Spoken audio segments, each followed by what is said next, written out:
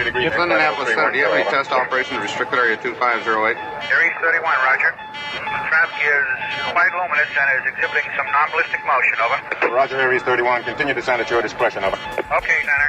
The traffic is approaching head-on, ultra bright, and really moving. They're right by us right now. There are 1,000 UFO sightings reported around the world every month. 90% of these sightings can be explained, but 10% cannot. Officially and unofficially, the U.S. military has been investigating UFOs since 1947. Their top secret goal is to find out what's behind these unexplained sightings. The Pentagon classifies them as unusual airborne anomalies, but a better term is X-Files. Join us now as Mack, Juan-Juan, and Commander Cobra explore these unsolved cases, UFO incidents that baffle even the U.S. military. This is Mack Maloney's Military X-Files. And now, here's Mack Maloney. Well, good evening, everyone, and welcome to Mack Maloney's Military X-Files show here on the Distant Thunder Radio Network. This is Mack Maloney. What a show we have for you tonight. But first, let's introduce, shall we, the members of the posse. Girls, get ready. You know the drill. Sit down, get your fan going, get your mister going, get your big box of cleaners and your extra big box of wipes, because he is here, the very famous Juan-Juan. Hey, baby. Hey, What? Hey, Mac, how's it going? Hello, ladies and gentlemen, and all ships at sea. Welcome to the show. It's going to be a good one tonight. I mean, I think it's going to be kind of funny tonight. The title of tonight's show could be Finding Bigfoot. We finally found Bigfoot.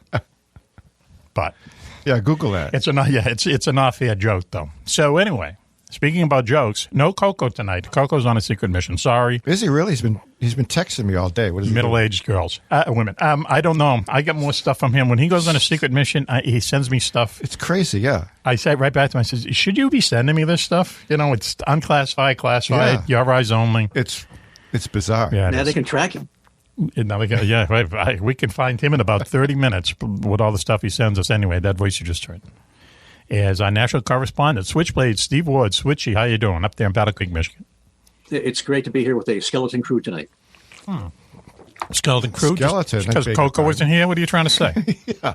Anyway. Well, yeah, usually there's like the boxes, me being this is Zoom, are filled up with about 20, 25 people. But That's now, true, yeah. That's not Okay. about 4 boxes. All right. There may be a few surprise guests later on. Really? Do you know something I don't? Maybe. Listen, hang on. Could be Bigfoot. Anyway, he's on the list. Look, our security chief is here tonight, so we have to be good. Willy Clubb, beautiful Methuen, Massachusetts. Willie, how you doing? Great, Mac. It's good to be here. Good to be with you folks. Mm-hmm. And I wanted to remark on Switch. That map he's got on tonight, whatever that is, On top of that, spectacular. No path in it. It's nice around the front. are we talking about the hairdo? The hairdo? It's okay. quite it's not okay. a rug tonight. He It's- obviously spent some money on that. I was going to say it's Tuesday. Actually, it is a rug tonight. I It is couldn't do anything with my hair today, so I just put the rug on. Put the rug on. Good But for it's you. straight, right? Good, yeah. It is Yeah, it straight. looks like Frank Sinatra, the one he had. Remember that one? When he used to remember to put it on? Oh, Frankie. You know, I hate it. He didn't go well. You know what I mean? He went the Y.E. Tittle way. You know what I mean? He Frank Sinatra? Yes, yeah. His last concert, he forgot all the words and stuff like that. Well, that happens when when you're a big star for a bazillion years. Yeah. Well, when he started singing, "I've Got You Under My House," not good. Well, Frank. Oh, it was the Speaking of theme for old- the Wizard of Oz. Yeah. Speaking of old crooners, how's Tony Bennett doing? Oh, who knows? Yeah. Yeah, he's all right. He's got Alzheimer's, but he's, 100 years old? Right. Or whatever. Right. And he said he's had it for a few years. Right. Still, Oh, yeah? He hasn't been forgetting any words has yet. his wits about him, apparently. He can still sing in a music hall without microphones. You know that? Really? That's the kind of voice he has. Really? Yeah. It's amazing. Or he could. Listen, this is definitely, once again, an edition of Beauty and the Beast, because up there in upstate New York, I don't know why, I always have to kind of locate her GPS-wise. Our favorite witch, good witch, the very lovely Raven is with us. Raven, how you doing? Hi, it's so good to be here as usual. Thank you for having me. How you doing, Raven? Well, Good to see you. doing good, Good always. to see you. Good to talk to you. we, as they say in the biz, we got a care package from Raven this weekend. I mean, speedball is what Coco calls I think them. she's out to get us. Yeah, not quite that, but dropped off some regional beer, and Juan-Juan and I are testing it out tonight. She has to have a security guard to pick up this stuff and deliver it. Right. Across state lines, too. Wow. I know this stuff should be illegal, but let's press on. So tonight we're going to be talking to, later on tonight we're going to be talking to our good friend Jessie Kwasney. He is an Iraqi war veteran, and he runs a podcast called Mud Pie Podcasts. He lives up in Colorado or Wyoming somewhere, up in the great Northwest, kind of. He lives in a town so small that the cops call everyone when there's a bear in town to everyone get in the car. Okay, and so he's going to be telling us about an interesting guy that he talked to on his podcast a few months ago, an abductee, really crazy story. Jessie Kwasney will be joining us later on. Then we're going to be doing a couple special reports. Switchy, you have a Fringe report, right? What's it about? Yes, I do. Okay. It's going to be about William Corliss. William Corliss, it was known as sort of the modern-day Charles Fort. Mm-hmm. And, of course, Charles Fort was the guy that wrote the Book of the Damned and Low and so forth back around the turn of the last century, and where he put together all kinds of reports of anomalous phenomena out of scientific journals, things that were damned by science. Right. So, he's people like even John Keel, who we talk about all the time, described himself as a Fordian after Charles Fort. Yep. And so William Corliss is much more recent, but he wrote. He was a scientist. He was I think a physicist and a writer. And I've got about 6 or 8 of his books. They're phenomenal. Cool. But he did the same thing. He even actually used some of the same sources that Charles Fort did for some of his material. Yeah, nice. But all kinds of anomalous geology, ancient structures, atmospheric phenomena, auroras and so forth, light phenomena. He covered it and he documents it. Yeah, that's cool. He did a lot of great work. Well, that'll be coming up later on, folks. So why don't we do this? Why don't we go to Switchy? We've introduced everybody. Switchy, this is the part of the show that everyone is very interested in. What did you have for breakfast this morning? Now, before you answer, last week he had a chocolate sundae. Do you remember that? I do. Yeah, chocolate sundae for breakfast. Woo! And without a cherry. Without a cherry, and we said that was going to be another show. But so how can you top a chocolate sundae for breakfast? So let's go. It's up to you. I do have a question, Mac. Go ahead. And I don't want to be disrespectful to just the fans at all, but I'm just wondering what type of fan looks forward to this part of the show? You know what I mean? What's he saying? The Sunday fans. I apologize. You can take that out in post, right? The fans that have Switch, food if you fetish. if you read the emails, you'd see what kind of fan would. Okay, then I will. There's a lot of that out there. Yeah. Yep. Wow. Well, wait a minute. Hold before you tell us, Switchy. Before you tell us, so what are you trying to say? Are you saying that people? Well, I don't know. I'm not sure that if I were a fan of a radio show, yes, that I would be waiting breathlessly to find out what some geriatric had for breakfast. Geriatric? You know what I mean? Wow. Holy cow. Shut up. Hey, listen, Switch, stop picking on my friend Switch. Middle-aged guy. Yeah, but I think I was pushing the middle-age thing. When does middle-age... I have a question. We're all Serious teenagers. question. Go ahead. When does middle-age begin and end? Why do you ask? Why would you ask? What year? What year? Because I'd like to call myself middle-aged and a geriatric, but I don't think I can do that. That ship has sailed there, Switchy. Define our terms. I hate to be the one to tell you. All right, so can we get back? That ship has sailed. Middle age. Have you had your middle age crisis yet? Yeah, did you buy a Corvette yet? I don't think so. I did, but I did everything late in life. Have you bought a Corvette? He's bought a rug. He's bought a rug. Have you bought a Corvette? Oh, or how about the new electric Ferrari? I'd like to get a Carnegie again, but I guess that maybe that would be Carnegie. I used to like those. Yeah, Maxwell Smart. I had a Carnegie, man.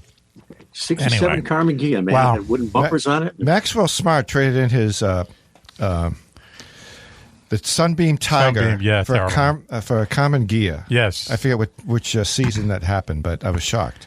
Raven, it's a good car. If I can just give you a secret message, we have found Bigfoot. Okay, it's official. 22 minutes into the show. Okay, I have anyway. He's in the backyard trying to I'll make sure the brewery knows. Right, yes, tell him. It was quick acting. So... Switchy, let's go to you. Yes. Now this better. We did a big tease here, so you better have it like a steak and eggs, like an astronaut breakfast, tang. So don't disappoint us. I thought about that, and I had a couple of interesting breakfasts earlier in the week and last week. Okay, in the last week, but I decided to go with a little bit of fiber this morning since I had a Sunday last time. What do you like? Are you a Metamucil guy? Is that what we're talking about? I try to avoid that. It's kind of that way they know you're a geriatric. Even it's a like middle-aged. It's Tang for old people. Yeah, see, we didn't want to go down this road, Raven. I'm so sorry. I don't know anything about what they're talking about. I'm all about the fiber. It's all about the fiber, guys. Okay, so this is funny. This better be really good, Switching. So, what you have for breakfast? Well, what I did was, again, Sunday last time, I figured I need to have at least a little bit of fiber. Go ahead. But then I don't want to do something, crazy like, I don't know, shredded wheat. Or raisin bran or something. Yeah. Awful, ew. Oh, God, yeah. So I had the old standard. What? Sugar frosted flakes. There you There's go. got to be some fiber. Tons in of those fiber. flakes somewhere. You bet. It's in there with all that sugar. That's what I say. Yeah. It's 90%, 99% sugar, 1% 2% fiber. milk. Yeah. Oh, 2% milk. Good. Stay healthy. Good for you. Hot black coffee. Huh. Okay. Yeah, good for you. They're switching. And a heaping bowl, too. I didn't skim today. A heaping bowl. A heaping bowl of sugar frosted So flakes. that when you pour milk on it, it overflows the bowl, right? Yeah. It just splashes right No, off the you flakes. don't put too much milk in. You'll destroy See, that's where you're know. wrong. You have to put a lot of milk in cereal. These people who... Unless you eat it as a snack, which right out of the box. Yeah. Well, I mean, years ago, Juan-Juan used to bring in family boxes of Frosted Flakes to the show, and we used to eat it out of the box. We'd eat it, right? Remember them? Yep. And, lick our fingers, too. Lick our fingers. And then Can you imagine that? You need to know that. Yeah, I know, right? TMI. So listen. So, I used to do that at parties, right? You get chips, and double dip the chips, or lick your fingers, and then grab the bowl. Remember bar peanuts? Remember that? Yeah. Bowls of peanuts on the bar. You don't want to eat You have any no of those idea whose fingers were in it before you. You got it. Yep. Yeah. There was some college. Sometimes a bartender would be cool. He'd dump it out and fill it with fresh peanuts. Because he knew. There was some college did a study, I can remember it, and they like took some bar peanuts and they took mints that people take at the cash register. Yep. And they studied them, and they were covered with germs and bacteria and feces. The worst. Don't eat any of that stuff. Okay. But we did. Yeah. And we were healthier for it. Well, not me. No. Builds up your immunity. Does it really? Okay. Yep.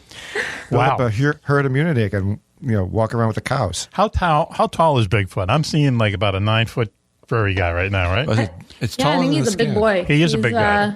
He's at least over 8 feet. Oh, 8 feet? The beer's 9%, so he's got to be at least 9 feet. feet. Yeah, that's right. That's my math. We should get them for a second. Okay, so anyway. Do we know what Switch had for breakfast? What did he have? Let's run a quiz. Frosted Flakes. Frosted Flakes, a heap bowl of Frosted Flakes. Okay. This is a segment called "Have You Been Paying Attention?" Have you? All right, listen. Well, when we shift over to the next, I thought I was going to say oatmeal. Wow, that's what I have for breakfast. Really? Yeah. With honey in it, by the way. Oh, hey, listen. I'm glad you brought me. We're all into honey. We're all into honey. Yep. The thing about oatmeal is, I love oatmeal in the morning, but there's so many carbs in it. You're hungry like an hour later. That's the problem. And then boom, I'm in Farmer's Kitchen. Yeah, you're gonna eat pancakes. That's the trouble with carbs. But anyway, you're listening to Mack Maloney's Mill Track South Show, the nutrition segment here on NPR. We'll be right back. Okay, listen. We're going to do a bit now, as they say on the show. Willy Clubb is our security chief. He's the one who receives all our email, all our fan mail, all our packages. And I hear that there's been an avalanche since the beginning of the year. Willy, correct? Wow. I got to tell you, Mac, there's I don't know what it is. Maybe just this time of the year, people like to send little notes in. But okay. Yeah, as you asked, I went through the listener email inbox today. Yes. A significant amount of items just in the last couple of weeks. Sure. But you asked me to look in there to see what the kind of things Raven was getting as far as from her fans. So right. Yes. I went through that. I have to admit there were a lot of them that I would consider a little too friendly. Ooh. Of a Raven, yes. Really, can we study those off here? Yeah, I really couldn't include them in this. Are there pictures? I was just going to say, are there pictures? No, Are but, there videos? I Can they hate be? to say it, but they have little gestures and things. Oh, and that's not right. That's inappropriate. I've got a lot of responsibility to keep this stuff. Right. Thank you, Club. Also, Club, they didn't violate the penal code, did they? Oh, see? See, switchy with that Midwest humor. Okay. So anyway, these are something like top 5 fan letters of the past couple months? Yeah, well, you said try to get about 5 of them. I had no trouble getting 5. Like I say, the ones that were very friendly were far in advance of this. But anyways, let's go through and here we go. tell you what's going on with our listeners. Okay. Fan letters to the show. First one is, Dear Raven, I'm a big fan of yours, and I would like to propose marriage to you. Full disclosure, I'm already married, but I'm a Mormon, so it's cool. Signed, same. Mitt Romney. Mitt Romney's Yes. listening to the show. Interesting. 100%. 100%. She's in. Okay. All right. Wow. Okay. Next, I guess the next You know family. Mitt Romney? She does now. Yeah, he has like 1,000 kids, doesn't he? Yeah. So he's into it. He's the one club with suspicious hair. No, but yes, it's very suspicious. Oh, And no, is he? he's for real. He was a former governor of Massachusetts. Massachusetts, yeah. Wow. He invented Romney Care. And didn't he put his dog on the top of his car? Didn't they go on a vacation? Yeah. And the dog was dead when they got home. I don't think it was dead. Oh, okay. I think that's the story had a slightly different Okay. ending. All right. Well, remember the vacation movie? Yeah. Where they dragged the dog in the back of the car? It was only, He didn't do that. it was only a couple miles. Okay. All right, listen. Why don't we go next one? Next letter, please. Club. Fan letters to the show. Again, Dear Raven, I don't think you look like Winona Ryder. I think you look more like Olivia Wilde, and she's hotter. Whoa, yeah. Signed Mitt Romney. Oh, Mitt Romney again. He's not wrong, so Wow, he's got that's time okay. Yeah, he's giving it to me. I get it. Okay. Could be another show. All right. Mitt's got things to do. It's just unusual, some of these things that we don't know for sure, that we don't want to get ourselves in any trouble with authority, so we don't know for sure if this is the same Mitt Romney. Remember, right. This could be it could Mitt be. Romney. Hopefully there are other Mitt Romneys. Living in a Mexico, trailer. Yeah, sure. Or Sausalito. So I just want to say that up front so we don't have any issues here. Don't get your hopes up, Raven, is what he said. Now, I got another one. Go ahead. This one is kind of unique, but I put it in here because it mentioned Raven's name, but it was to Juan-Juan. Uh-oh. And it said, Dear Juan-Juan, can you get me Raven's autograph? Mack's mom. Oh, Mack's mom. Interesting. Well, she's staying in touch. She promised she would. P.S. Love the Coco. Loves so Coco. Know it's her. She loves Coco. Loves Coco. Okay, interesting. Fan letters to the show. Wow. Okay. Yeah, we got another one here that I thought was appropriate. Go ahead. Dear Raven, last night I dreamed I was sitting in a bar at the Hampton Beach in my new bikini, and you walked dressed in a bright orange flight suit with a crash helmet on. And I said to you, can I buy you a drink? To which you replied, drop dead, sailor. I'm here to meet someone named Coco. Then I woke up screaming in terror. My shrink said that I should just ignore it. What do you think? Signed Juan-Juan. Signed Juan-Juan. Again, Juan, I don't know if that's from you, but it seems like something. I've been spurned before. Oh, my God. He's used to it. It's probably spelled W-O-N. That's right. It's the other Juan-Juan. Wow, okay. Okay, you got to be a real follower of the show to get every point in that story. The bright orange flight suit. Let's dissect that story in little segments. Okay? Should we? All right. Should we now?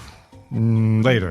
Okay, another show. Okay. Had to do with Coco and one of our very good friends, Barbara with. But anyway, why don't we go? Where are we? Where are we here, Club? Towards the end, please. We're on finally. Finally. Okay, here we go. We got one more. Right. Big fan letters to the show. Just so yes. Do you want to say something, Mac? I was just going to say this is fan letters to the show that we've got early this year, whatever year it might be. Okay. Because it's a time of the show. They're fairly current. Okay, go ahead. Mm-hmm. Yeah. Well, anyways, and finally, we received 4 cease and desist orders since January 1. And this is a lot of paperwork. Okay. So I can just boil them down for you. Okay. As of this broadcast date, the host of the Mack Maloney Show shall, number 1, stop making fun of Switchy's rug. Oh, okay. All right. No, listen. Hopefully for laughter. Switches. Yeah, we got a lawyer from Switch. We got to let him switch his lawyer. So okay. That's all right. So it was. It was. All right, there we go. Now, see what he's doing here?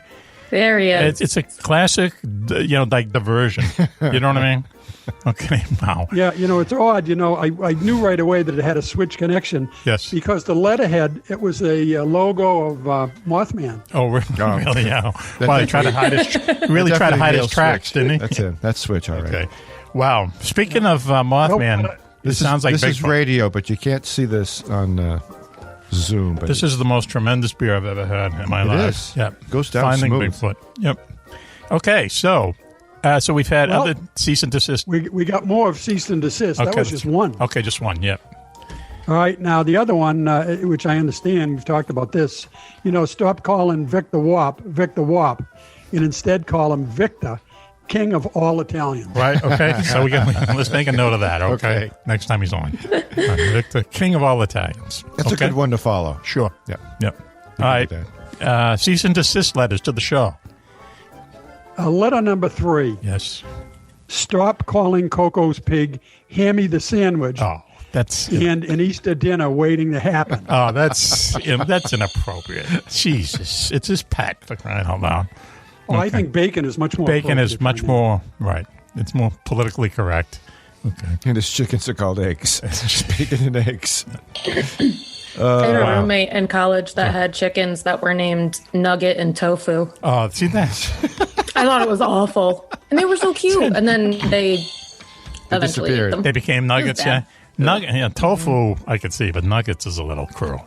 Yeah, I didn't care for it. All right, here we go. So are we at the end there? Finally, we're on number 4 now, so we're finally getting through this. It's been difficult.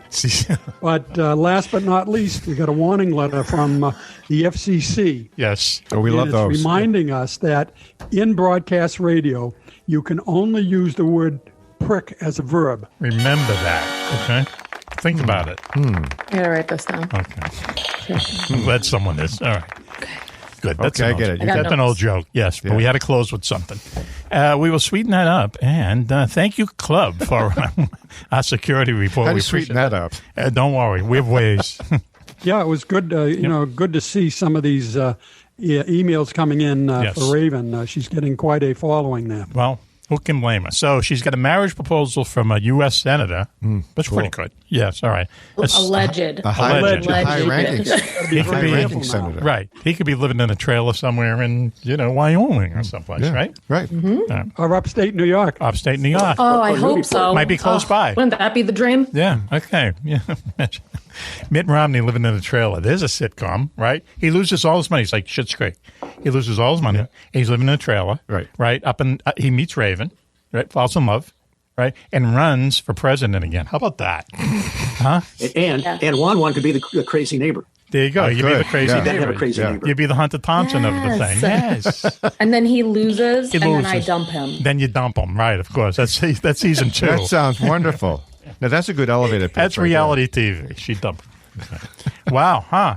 So, listen, why don't we do that? Speaking of dumping, why don't we do this? Why don't we take a commercial break now and calm down, regroup. Okay. And we'll be right back Take after another this. sip. Take another sip. And we'll be right back, okay? You're listening to Mack Maloney's Mill-Track Style Show here on the Distant Thunder Radio Network. We'll be right back after this. Do you know where the world's most secret bases are located? Do you know what spooky action at a distance means? Is there a conspiracy by aliens to prevent us from conquering space? And where is the best place in the United States to see a real UFO? Find the answers to all these questions and more in Mack Maloney's new book, Mack Maloney's Haunted Universe. Visit places you never knew existed: the Phantom Tunnels of Tokyo, the UFO Trail in South America, Hong's Hats, and the very mysterious M Triangle. Mack Maloney's Haunted Universe contains hundreds of reports on ghosts, haunted planes and ships, weird celebrity deaths, mysterious sounds, and a breakdown of every monster in America, state by state. You've heard him talk about it on the radio. Now get all of Mack's paranormal research in one large volume. Mack Maloney's Haunted Universe, with a foreword by the very famous Juan-Juan. On sale now in your local bookstore or on Amazon.com. And I just kept going on and on about myself. I'm taking a leak in the driveway. He says, I know you like to talk to total stranger. The story's got nothing to do with the Bruins game. It's what happened with Grandma. I was wondering if those were sadomasochism straps or something. But I digress. From what, I don't know. Get into the beautiful mind of Juan-Juan, only on the Mack Maloney Military X-Files show.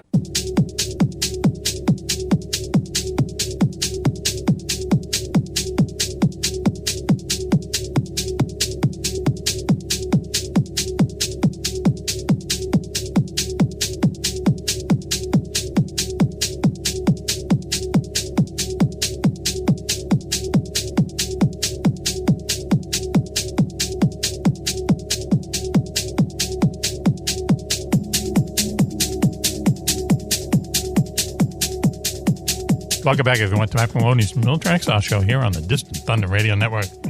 Wow, this is Mack Maloney. What a show we have for you tonight. But let me introduce, if I can, the members of the posse. Girls, get ready. If you're not ready already. Just in alphabetical order? Get ready now. Who knows? The very famous Juan-Juan is here. Hey, Mac, how's it going? Having a good time so far tonight. Are you really? Okay, yeah. Good to know. Okay. But it's early yet. It's early yet. You never know what's going to happen. Go to hell in a handbasket. It's just a matter of moments. Right. No Coco tonight. Sorry, MILFs. Yeah. He's on a secret mission. Okay. But we hear from him often. When he's not on a secret mission, you never hear from him. You can't get a hold of him. And when he's home, you hear from him maybe.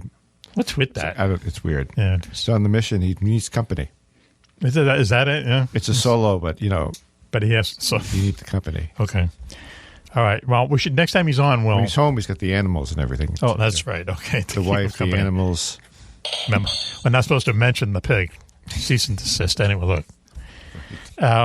Switchblade Steve Ward is up there in Battle Creek, Michigan. Switchy, national correspondent. Switchy.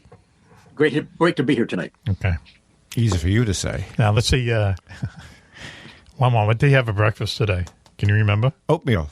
No. Yes. You had oatmeal. We pound down. What did he have for breakfast? Switchy, yeah. He had Rice Crisp and Frosted Flakes. Oh, wow. Kellogg's Frosted Flakes. Wow. They're Should we start over? No. Okay. No. Okay, we're good. Okay, all right. Switch. You doing okay, Switchy? I'm beyond wonderful. Interesting. Okay. All right. Let's get back to that. Our security chief is with us. Willy Clubb. Willy. Mac, it's great to be with you and the gang. Is it? Very informative so far tonight. I hope we continue on that path. Okay. All right. Well, let us know if we go astray, okay? So anyway, speaking of going astray, how else could I say it? Up there in upstate New York, the Beauty and the Beast is a good friend, Raven. Raven, how are you tonight? I am so good. Yes. Thank you for having me. Yes. I got my girly low alcohol beer, and I'm just having a good time. Beer, yeah, okay. Well, we are too. That's fine. That's fine. Yeah, everything's good. Right. Some people have low alcohol beer. Some people have high alcohol beer. Okay, it balances out. It's yin and yang. It's crazy. It does. It's the yin and the yang. You know. Yin and yang is right. What was that KBS stuff I had at the? It was like 12 something. Yeah. Before we got thrown out of the Thirsty Moose. Oh my! I would pass away. No way. They served it too in this little glass, like a little wine glass. Look, we have a guess. Yes. Yeah, many of those, though, right? It's like, no, just one. One? Okay. You remember one. Listen, let's get to our guest, okay? Yep. Jessie Kwasney. Up there in the Wyoming, Colorado. Nope, Montana. Jessie, how you doing? Montana. Jesse, how you doing? Good. Thanks for having me. He's he runs a podcast called Mud Pie, okay? And it's about UFOs. It's about all kinds of crazy things, stuff that we do. Okay. Where are you? What state are you in? I said Montana. Montana. Oh, Montana. Okay. Is it near Wyoming? I don't know. Who cares? It's Montana. Why don't you write it down, Mac? You can have it. Write it down. Look, they're all west of the Mississippi. Remember it this way. Remember the Frank Zappa song with the line, moving to Montana soon? Yes. Going to be a dental floss tycoon? Yes. Jesse, where's the dental floss guy? What's that? Did he have the dental floss farm or something that Frank Zappa was talking about? I mean, not near us. Okay. It's somewhere. This was a mistake. Listen, don't you live in? He knows the song. He knows what I'm talking about. Yeah, I know. Frank Zappa. Who cares about Frank Zappa? I love him. Oh, Frank Zappa is one of these guys who wants cream cheese. Who listens to that? Who listens to it more than once? The guy can play too. Oh, come on, play. He's dead now, but he's just one of these guys. He was just being freaky to be freaky, and you know what I mean. No one listened to those albums more than like 2 or 3 times, and they said, "Who are we listening to this crap for?" So anyway, Jesse, let's get back to you. So, how have you been? We talked to you about 3 or 4 months ago. What's going on? Anything? No, been pretty good. Just trying to survive the winter up here. Okay. Getting some guests together for next year's for our show, and just kind of plugging right along. Did you have a bad winter up there? Because we're in New England. We had like no winter at all. Right? It was pretty mellow up until like late winter, and then it got pretty bad. Yeah. Okay. And we mentioned earlier that you live in a town that's so small that the cops call you when bears are running around. Yeah, but they send text to your phone to make sure you don't go to like campus or to the stores. Oh my God. Wow. That's hilarious. Wow. That's cool in a way. So that's a way to get the word out. Maybe they got the automatic text machine that texts all 20 people that live in the town. Oh, yeah. I got a text from the cops saying there's a bear around. I wouldn't leave my house. Watch out for the bear. Don't leave your house without a flashlight. Bears are really bad. Something about I've been watching National Geographic for years. When a lion catches you or something, if you're an antelope, a cat, he'll grab you by the throat and he'll suffocate you, and then you die, and then he eats you. That's a good technique. A bear just rips you apart. Yeah. Yeah. There's no emotion. It may not eat you. Just the ripping was fun for him. And when you see them, they look so cuddly. But boy, if you see them like compared to I'll like have a to show person, you pictures on my phone. They're freaking monsters. The bear that lives probably down the stream from me. Really? That's why I'm taking in my bird feeders every night too. You've been feeding them? Feeding the bear? They turn on you, so watch it. Okay. Yep. So anyway, Jesse. So you have this. How long have you had the podcast, Mud Pipe Podcast? We started it late last year. Okay. Probably in the fall sometime. So we're running on a couple months, and then we're in a short hiatus just to get our guests for the next year going. We just wanted to do a couple kind of test episodes, see where we were at, where we wanted to focus it. Yes. And then we should be back in a month with episodes the rest of the year. Mm-hmm. I was on it, wasn't I? Yes. It was awesome. Yeah, it was awesome. What could you possibly have you on again too? Now that I remember, probably was the last show of the season. Huh? Well, Club, come on, really? And then they took the hiatus, just in case. Jesse, do you have like a genuine? Jesse, do you have a general focus of your show? What's the basic theme of your show?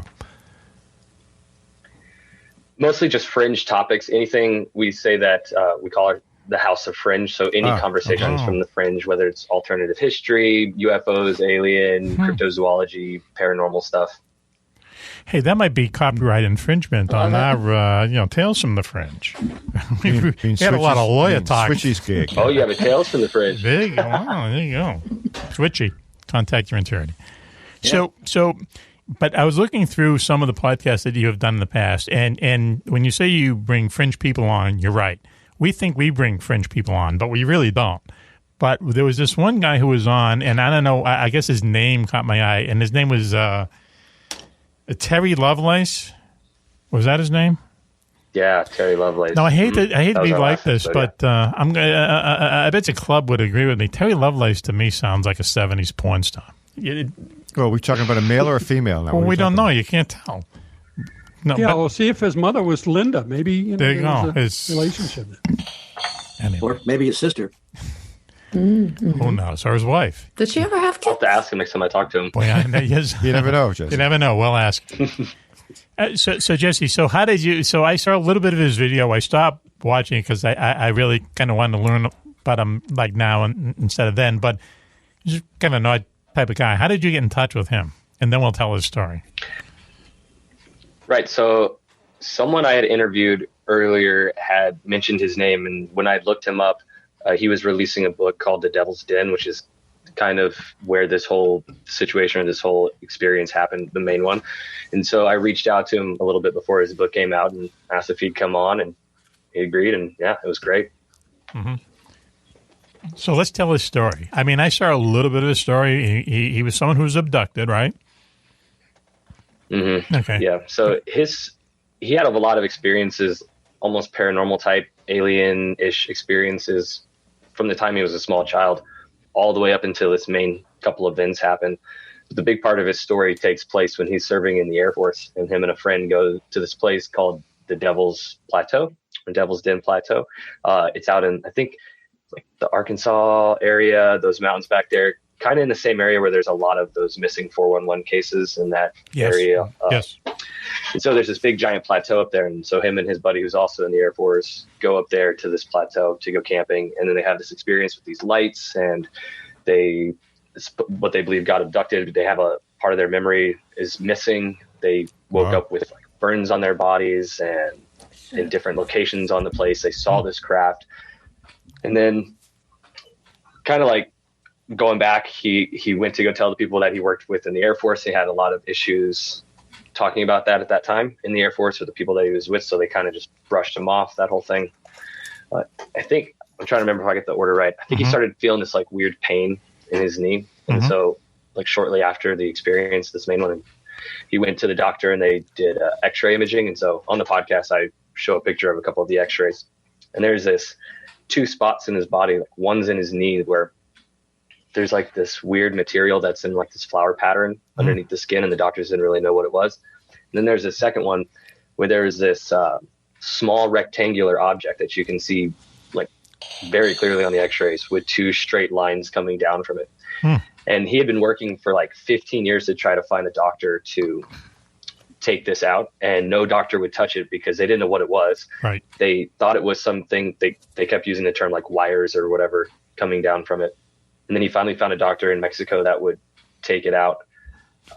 And then some situation happened. He wasn't able to go to Mexico. And then he had another experience, and then went back to the doctor after the second experience, got a new set of x-rays. And the doctor said it looked like they took the old piece of equipment out and put in a new, like sleeker one. So there's a new thing on the x-ray in the same location. They upgraded a different object. Windows that no doctor 14. wanted to touch. Yeah. Yes. Wow, man, that is weird. And he's had these like experiences throughout his life, and after that had a few more. And he says he's had regular experiences with entities similar to this. Yeah. Throughout his life. A lot of people say that. Yeah, a lot of people say that if they experience it, they experience it. That's crazy. Right. It's not a one-shot deal. It's a lifeline. Let me ask you, though, Jesse, what was his thing with monkeys, right? He had a little thing with monkeys. He had a little monkey thing going on? Yeah, so that was it. So when he was a child, there was, and he wasn't sure if it was an alien entity, but some of his experiences later on in life make him think back and believe that it was sort of extraterrestrial, because they talked as if they were familiar with the situations that were taking place when he was a young kid. But anyway, he was like 5 or 6, and these things lived or kept coming to visit him a lot when he was a young child. They would like show up in his room, and he'd talk to his parents about it and all this stuff. But he said he never had a sinister vibe from them or anything. Yes. But the only way that he could describe them was like small monkeys, the way that they moved around small and monkeys. Kind of their size and proportions. Okay. Yep. And did he, was he afraid of them, or was he friends with them? No, he said everything was pretty neutral and comfortable feeling, and he used the word familiar a lot. So he would see these entities throughout his life, and he said they just felt familiar. I think the only time that he started getting like a weird vibe was from the time that he was abducted, or that he thinks he was abducted on the Devil's Plateau. I think that was the first time that it had like a and does he think less than pleasant. Are they connected? Does he think they're connected? You know, the divisions and the monkeys and the abduction situation?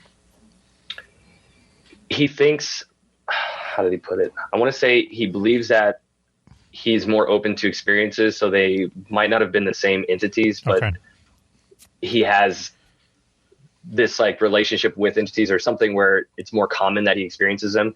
He does say that they seem to have communicated with each other, but he does feel they were different, like their own separate things. We talk about this on the show a lot, and it's certain people more open to this kind of stuff than other people. I'm not. I'm not. We both wish we were, but yeah, we both wish we were, but I'm not. I think Raven is. I think Switchy is, and I think Clubb is. I think a certain kind of. I find it really interesting. And the thing that gets me is the implants that you talk about. That was a big thing a while back. I think you probably all know Whitley Strieber. Yes. He had instance where he had those. Now, there was a doctor. I can't recall his name. He used to be on Art Bell show for years, but he would attempt to remove those implants. The problem is some of them, after he go in there to try to remove it, they would move. Yeah, there was one in his earlobe that moved when they tried to take it out. And they're afraid that it was geared to go toward the heart. In other words, so that you can't get at it. Yeah, but that implant thing, I haven't heard a lot about it of late. But boy, there was quite a time there when a number of people were talking about those implants, and some have been removed. Right? Are they? That was Dr. Roger Lear. That's right. Yeah, thank you. And even found some that were actually broadcasting on FM frequencies. There was one particular one on that they took out of somebody that for a short period of time was broadcasting on 2 FM frequencies. Really? Now they had FM and AM. They would have had something. They would have had a station there. But, wow. But yeah, I mean, how do you explain that? Who puts, even if it's some kind of high-tech black operation by the government, right? What the hell? On FM radio, right? Mm-hmm. But are they? Is that what they are? Are they tracking devices? Do they think if they see people with one of these implants, is that the purpose? Tracking them? So I would feel everything that I've read about them and kind of the reports people have, it would almost seem like they're kind of like tracking, but almost more of like a scientific implant. Okay. Maybe sending updates, kind of how we wear Whoop watches now that kind of track all our individual, like personal data. Right. I imagine it's like that because he said he got the feeling it was more being analyzed and studied when he was up there. So okay, all right. So let me ask you this: so you talked to him, you and your buddy talked to him for an hour anyway, right? It was like, oh man, it was close to 3 hours, okay. like 2.5 hours. So was he, other than his story, was he on the level? Was he an okay guy? Was he given the flight to fancy? I questioned him a bunch about stuff. I thought, I was trying to see if he had weird views on anything else or something seemed off, and he seems like a very straightforward with everything. Yeah. He was. So there's no way he was making it up. Had common. He doesn't seem like he's making it up, and you should go to Jesse's webcast, right? How would they go and see this with this guy, Terry Lovelace? He sounds like a. So if you want to see it with the pictures and the interview, you can go to YouTube on Let 5 Podcasts, but also the podcast is on iTunes and Google Play and Spotify and all that. Are the implants, that he has, are they right below the skin where you can see them? So he could only see them through X-ray because there weren't any obvious incision marks or anything. But the doctor said that they were clearly not natural things. Wow. They didn't know there weren't big incision marks or anything like that. Yeah. Right. And he didn't remember getting injured in any way, nothing like that. Nothing. So the only injuries that they sustained were like small burn injuries from the burns. Okay. That Devil's Den situation. And I think maybe a little road rash because maybe one got kind of fell or seemed like they had fallen or kind of dragged or something like that. Wow. So well, the thing that got me about this guy is that he just seemed like a very there he is back in the bank, a very normal guy in a way, not, you know what I mean? Normal, if you can say normal. He just didn't seem like he was making it up. But he was. The story he told was fantastic, though, in a way, And I'm partway through his book, and it's great. So if you do get a chance to check out his book, you should. Yeah. So this whole idea that certain people are, more open to it than not, Raven, if you had an implant in your body, would you know it? Wouldn't you? I would probably have no idea. But, I mean, I'm the type of person that, I could be bleeding from my elbow, and I'm like, oh, no, I'm fine. I don't need anything. Really? So I would just ignore it. Now, if something comes to me in a dream, oh, that's a different story. What? Like what? That means something more than a physical reality thing. You know what I mean? Yes. So this preacher had implants and knew it was there, or didn't know it was there, or didn't care it was there. Well, he found it on him. How did he find the implant in him, Jesse? How did he find it? Just feeling. So they were doing X-rays because he had those minor burn injuries, and he was reporting that some crazy incident had happened, and general just like bruising and stuff. And he thought maybe he'd fallen or whatever, but it was just so strange. So he had the doctors do full workups. And in the military, medical's free, so it's no big deal to go and just be like, hey, I don't know what's going on, I don't know what happened, but check everything out. And so when they ran the X-rays and scans, that's what they found it. Wow, they found it on the X-ray. Wow. Where on his body were they? Where was specifically? One was on his knee. Okay. The knee. I'm trying to think if the other one was in his arm. Okay. So there was one that they didn't know what it was. It was like more of a flower shape, almost like a weird tissue-y type of consistency, almost like scar tissue could be, but it was just in a really symmetrical pattern and design. Juan-Juan just in the knee. Juan-Juan just handed me a note that said it'd be funny if it was on his ass, right? I don't think that'd be that funny. It would be. So wow. That see, like I say, I think that there's just certain people who this would happen to, and there are just certain people. It just. Well, I've always thought the technology has been out there for quite some time. Yeah, but someone put the delivery mechanism, I'm uncertain about. But if let's just say it's not aliens. Let's say it's the government, just for the hell of it. Okay, right. That's what I'm thinking of. Government's dressed up as aliens. There'd be a simpler way than putting an implant in you. They can track you when your phone on you. You know what I mean? They need to track you, they can track you. But putting an implant in you is an assurity that you're going to be tracked. Well, the other things are like, they may not want Easy Pass. They may not want. I was going to say. Yeah, they can turn off the GPS. It's going through Easy Pass. The little thing will blink. So listen, Jesse. The people I run into that they say, "Oh, I'm not going to get tracked. I don't have a smartphone. Do you have Easy Pass?" Yeah. Oh, yeah, it's great. Listen, I went through Easy Pass for like 3 years on a mass plate. No thing. They never caught me. You did? Yeah. I called them. They said, "We don't have any record of your license plate." I go, "That's okay." Click.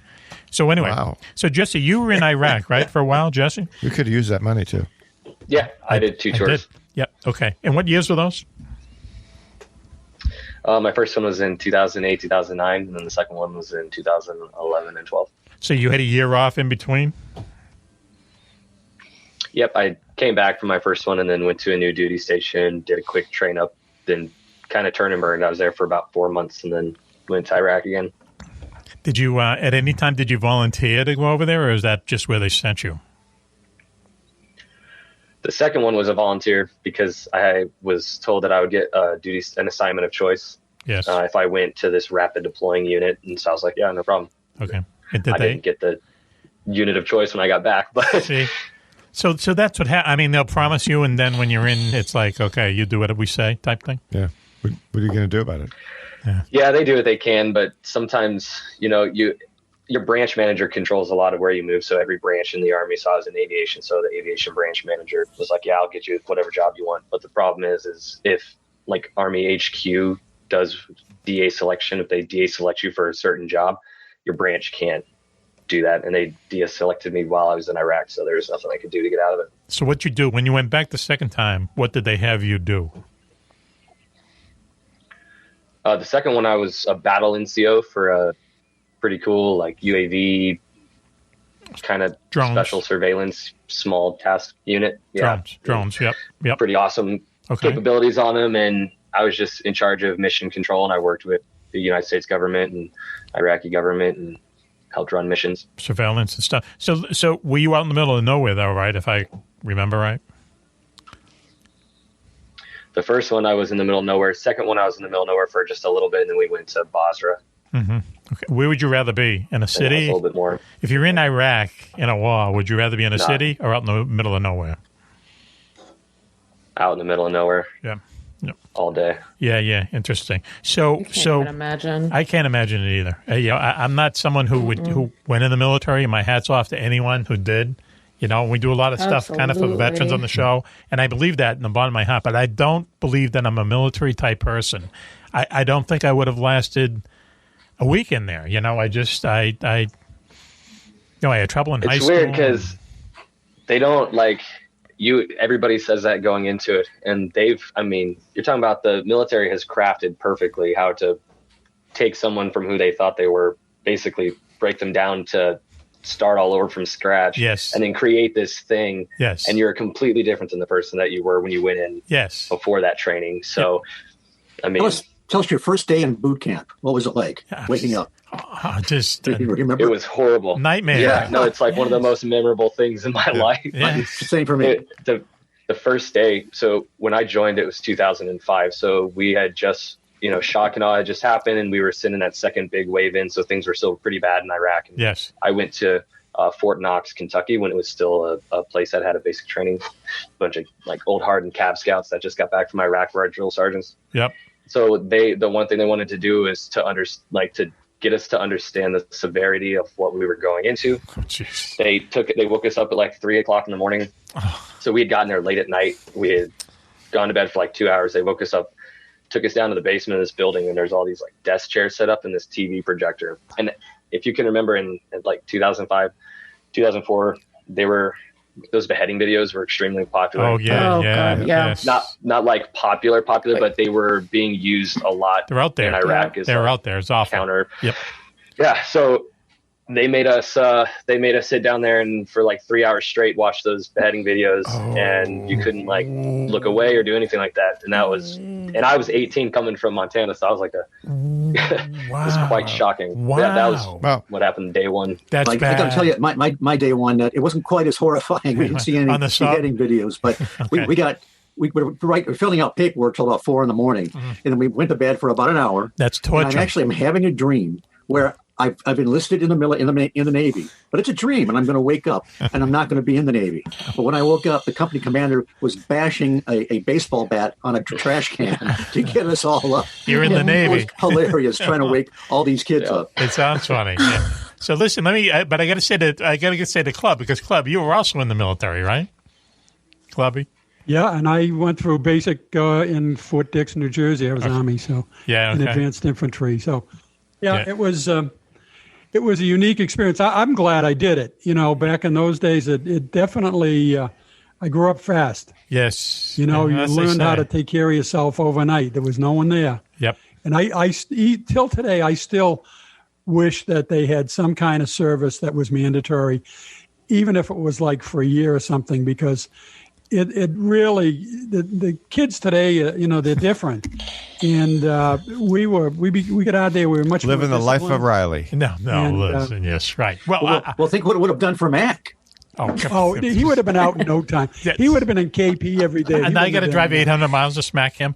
What do you mean? Okay, wait, I just want to get my thing in here. I'm the only one that didn't mention their service record. 68 through 73. Yes. U.S. Navy, anti-submarine warfare, Little Creek, Virginia. Okay, hang on. Time out. Okay. Boot camp at Great Lakes. Well, regular listeners. Was at Great Lakes too. Regular listeners. Awesome place. Regular listeners will remember this is Juan-Juan's war record. Okay. He goes down to Guantanamo Bay where he told me the hardest thing was getting a pair of flip-flops. Correct. On the beach, right? You had to have those flip-flops on because of the coral beach. He's in because the coral whole beach. island is coral beach. Coral beach hurts the bare feet, okay? It's in the Caribbean. And then he gets assigned to Newport, Rhode Island. And if anyone hasn't heard the show, they should know that Newport, Rhode Island they kick out the 1%ers. You have to be 1%. I didn't even know there was a base in Newport, Rhode Island. Of the 1% to get anywhere in Newport, Rhode Island. And they sent him there. No Viet Cong made it as far as Newport, Rhode Island. Congratulations to you. And never got on the tour of all the mansions down there either. We were protecting the mansions. Or the yachting race, or the jazz festival. The funny part about it is that I was assigned to a ship that was still in the Med. Yes. Mediterranean. It's on its way back. That's going to take a while. So 2 years. They didn't have anything for me to do. And then so what happened? He gets transferred to Charlestown, Mass., which all you have to do is run across the expressway, and that's where he grew up. I mean, it's like being in the Navy and being home at the same time. It's like being a Boy Scout, like a Cub Scout, all you did. The angels were following me from place to place, making sure I was safe and there were no loud noises. You did everything but sell wrapping paper. Hey, listen, Raven, do you ever consider going into the military? I could see you as an officer. When I was little, that was all I wanted to do. Like I don't know if you guys have guessed it, but I'm a bit of a tomboy. Whoa. And all I had growing up was... Please, explore. No? Yeah. Tell us. Oh, my gosh. All I had were G.I. Joes. That was it. And I had this one, and he was trying to remember his name. He had a name. Like, they come with a name and everything. Yeah, Juan-Juan. And I was obsessed with this G.I. Joe, and I was like, this is what I'm going to do. Really? And, Go ahead. I mean, Sergeant York. No, his name don't always work out. His name is Cobra. Obviously, I gotta figure out his name. Okay, Cobra. Oh, well, it was Cobra. No. Well, listen. It wasn't Ken in the military.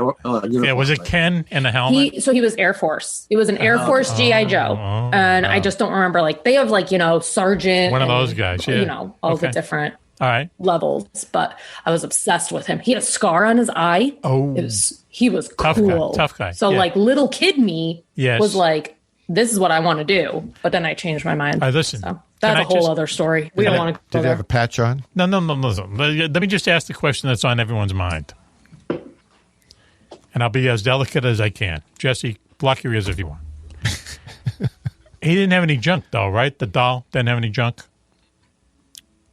It was not anatomically correct.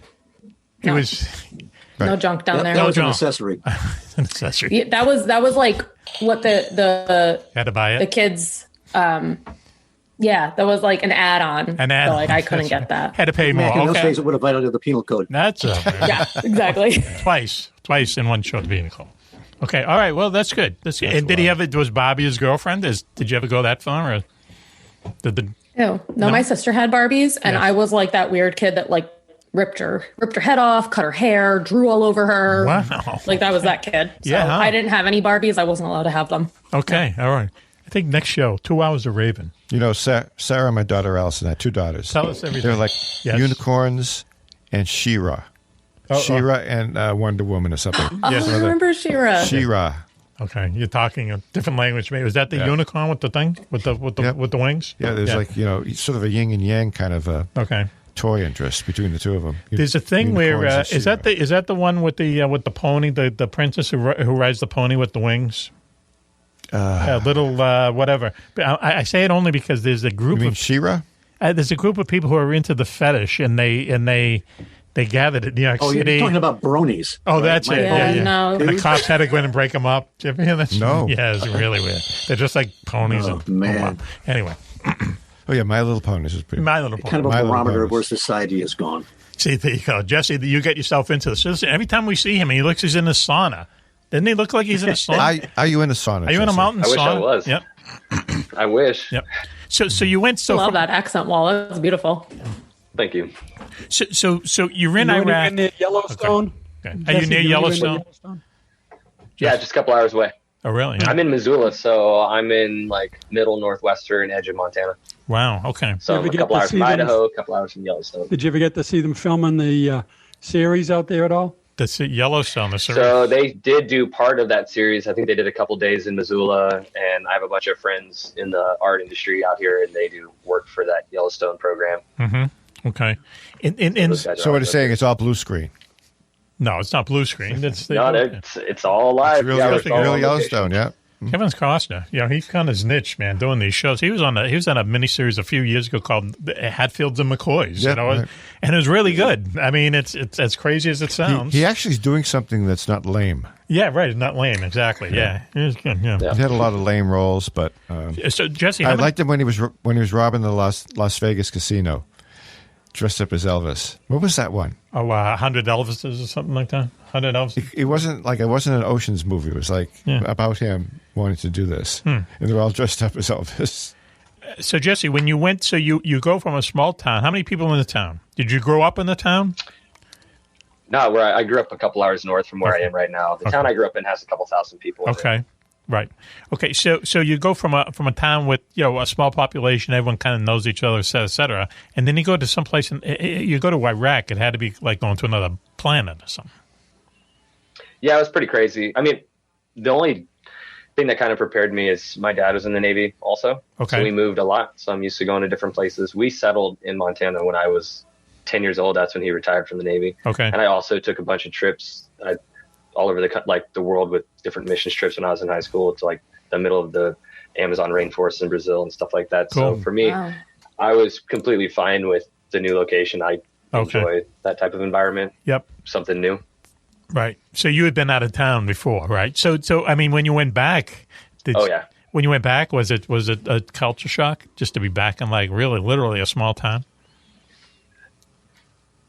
Yeah, it was Very different. I mean, I've been out of the Army I got out in 2015, so 7 years now. And it's still kind of super weird being in a place like this. Just, I think mostly because of my time in 10 years was from the time I was 18 to 28. And so that's the most impressionable on my adult life. So a lot of things that happen in that 10 years just get carried on probably forever. So it'll always be a little bit funny. Do people treat you differently? People you know? If they know you're a veteran, especially around here, they do. Mm-hmm. They give you your props. I don't really talk about it that much, so. But they give you your props, right? Yeah. Okay. Yeah. See, that's the way it should be. This is what really drives me nuts, man. And that didn't happen in the 60s. Is the Veteran Administration? I mean, that the Veteran Administration should be, and it was promised so many times to dismantle it. You have to dismantle it and start from the ground zero.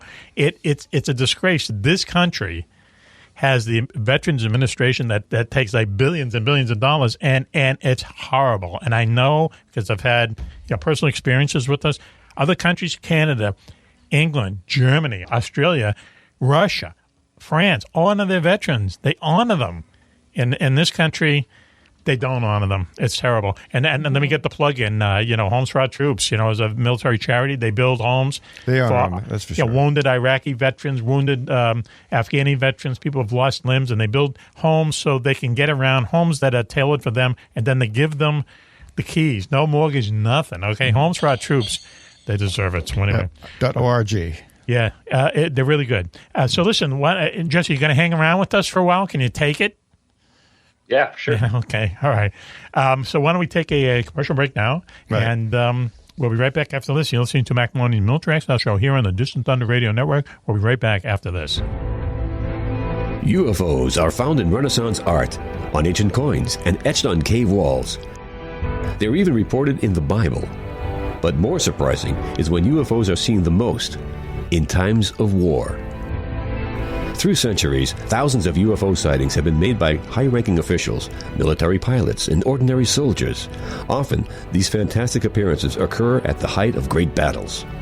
From World War I to D-Day to Korea, Vietnam, and beyond, military investigators are baffled. Why do UFO sightings spike so drastically during wartime? Could it be mistaken aircraft, or is someone, or something, looking in on us? In UFOs in Wartime, What They Didn't Want You to Know, Mack Maloney chronicles centuries of these incredible sightings and tries to solve the puzzle of why so many UFOs are seen while humanity is at war. Read about the scare ships, the ghost planes, and the ghost rockets, alien giants in the jungles of Vietnam, UFOs controlling our ICBM bases, dogfights with flying saucers during the Gulf War, and more. 300 pages of unbelievable stories, along with many startling photographs. That's UFOs in Wartime, What They Didn't Want You to Know, by Mack Maloney. On sale at your local bookstore or on Amazon.com.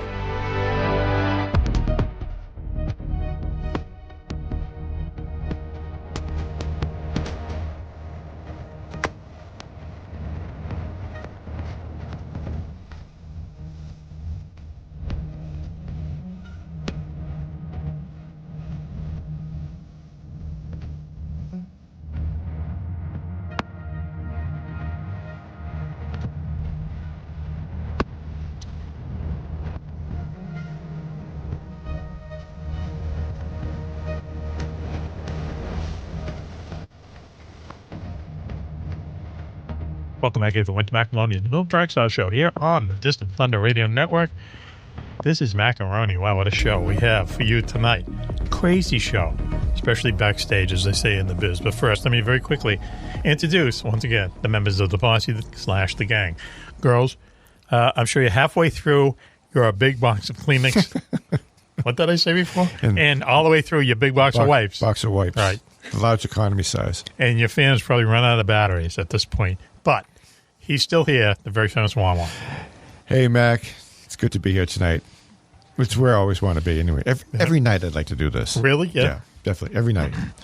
We can interview do with the our female fan base, which is awesome. We couldn't last. The guys are great. We couldn't last 2 weeks. They send us some funny stuff, that we can't read on the air, but that's beside the point. You make millions of bloopers. So anyway, now the bad news is no Coco tonight. He's out there protecting us. Yes. Okay. Yep. Get over it quickly, girls. But up there in the bowl of flakes, Battle Creek, Michigan, is now Switchblade Steve Ward. Switchy. Mac, it is a pleasure to be here tonight. Okay. All right. We just talked about this, it seems like. Maybe I dreamed it, but you had a big bowl of Frosted Flakes, right?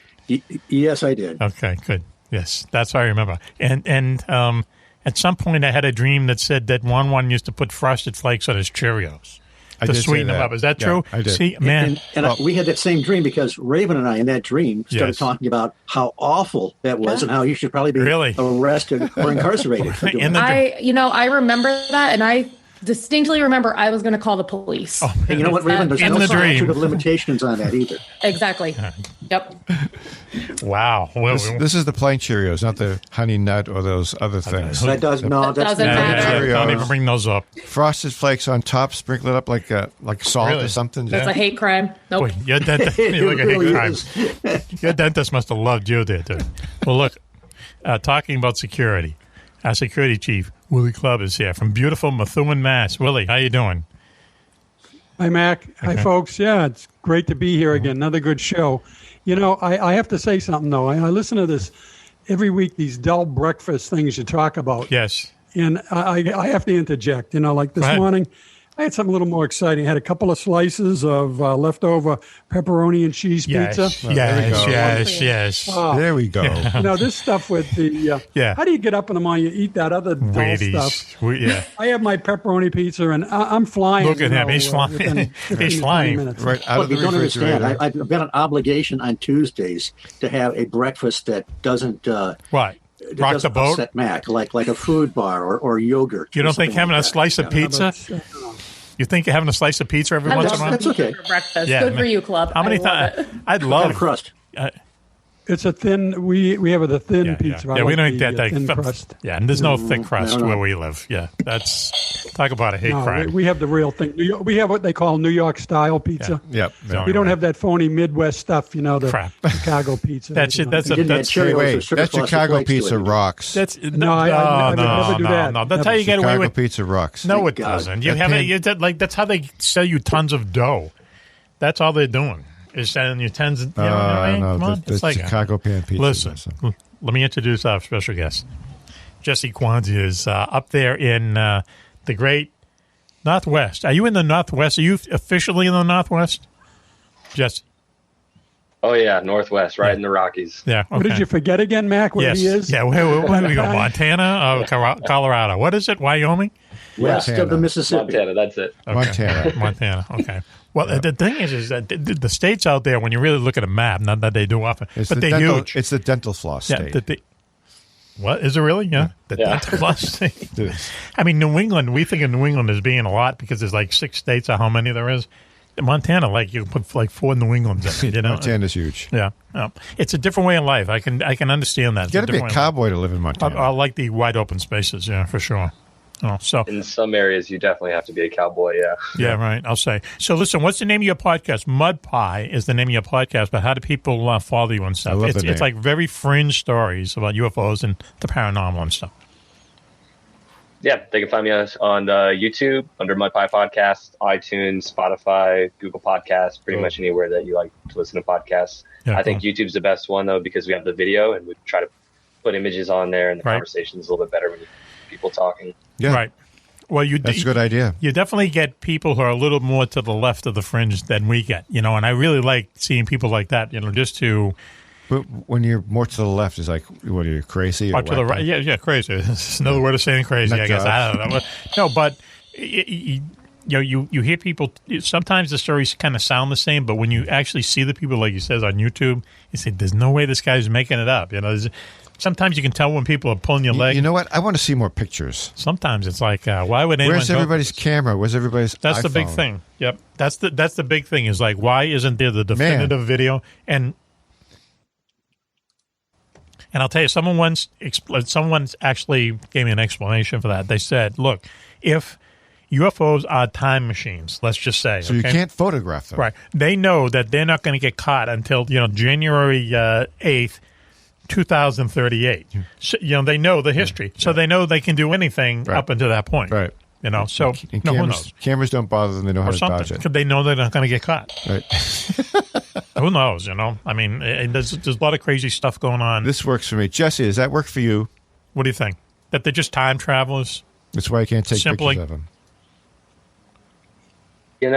I'm not really sure yet. I tend to lean towards maybe they are just so technologically advanced that our cameras can't even get a clear picture. I mean, when Favor was talking about his interaction with the Tic Tac UFO, he said they were actively jamming. So I can't imagine that they wouldn't have something just constantly going that could influence whether or not you take clear pictures. Something to block flash photography. Well, here's the thing, too. Gee, that's what's way beyond us. We don't know this. But here's up in Mars, we don't have that.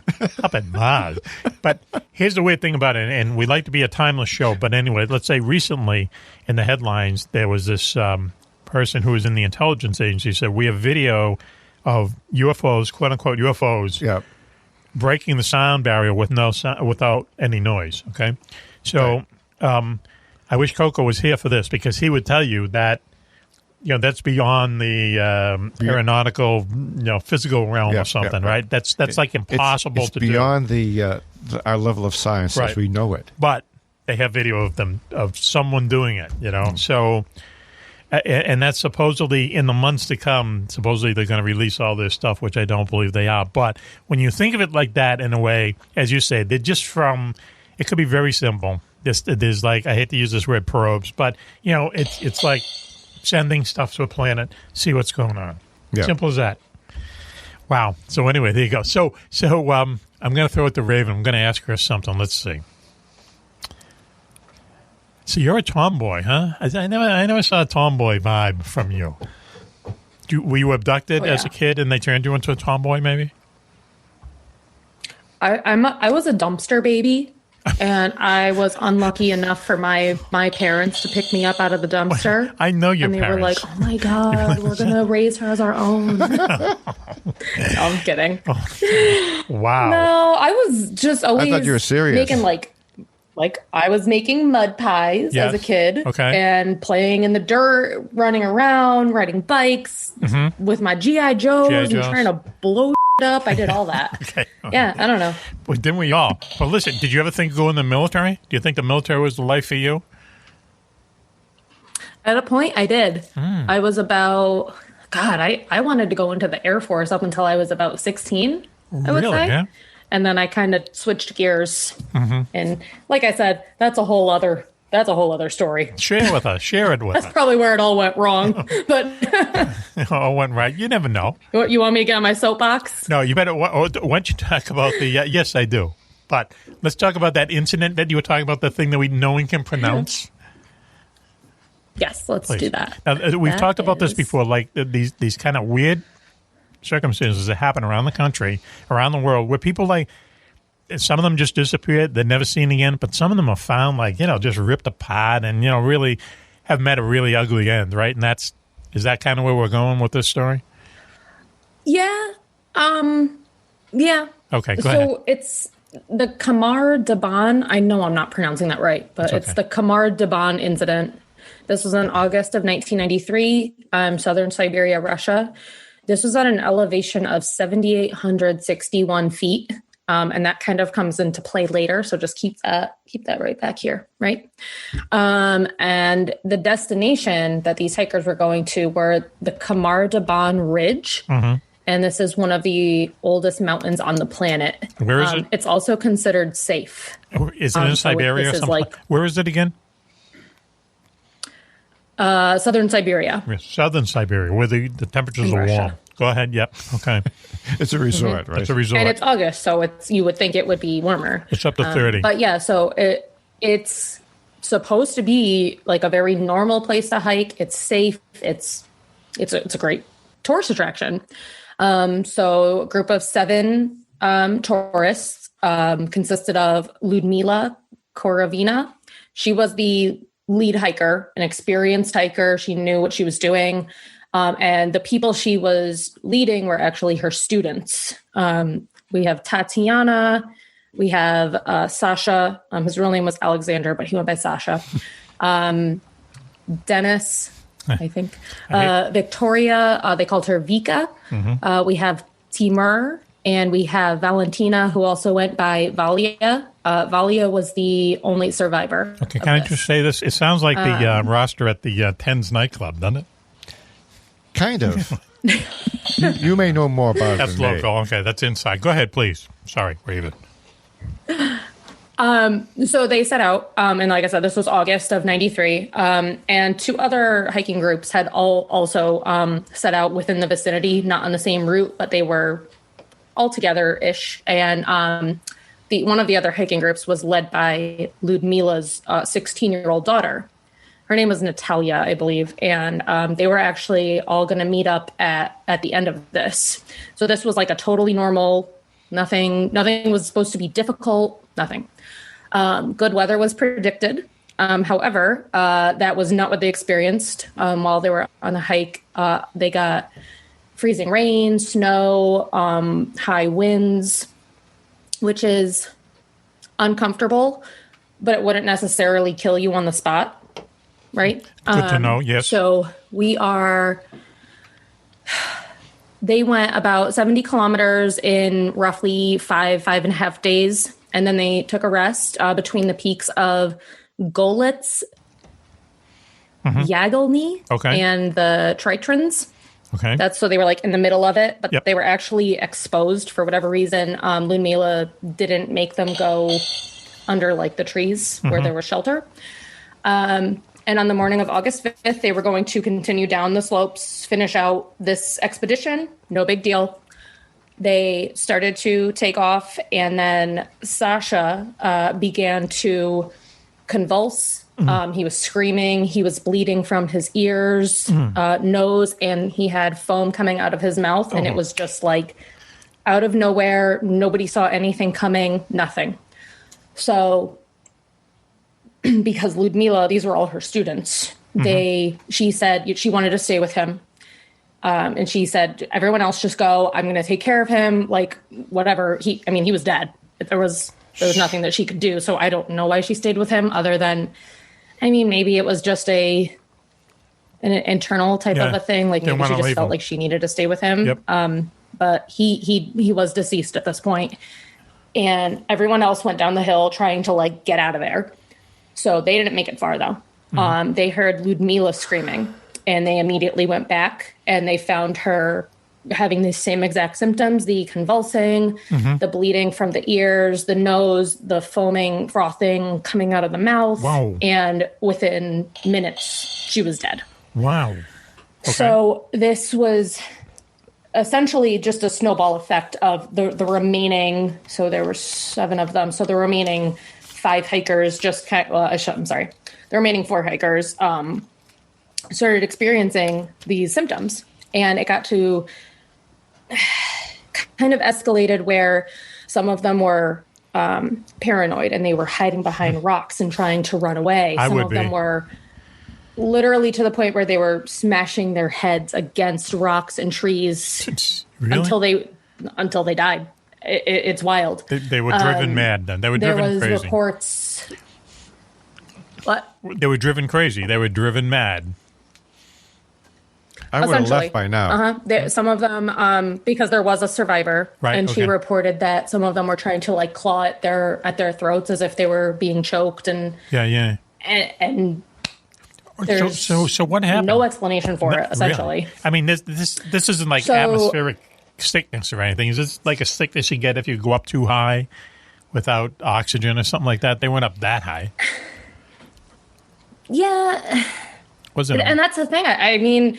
There's theories, but because there was a survivor that was with them, the theories kind of what she have to hold say? Because they just don't really make a lot of sense. What's the survivor have to say? So her name Valentina Valia Udachenko. Okay.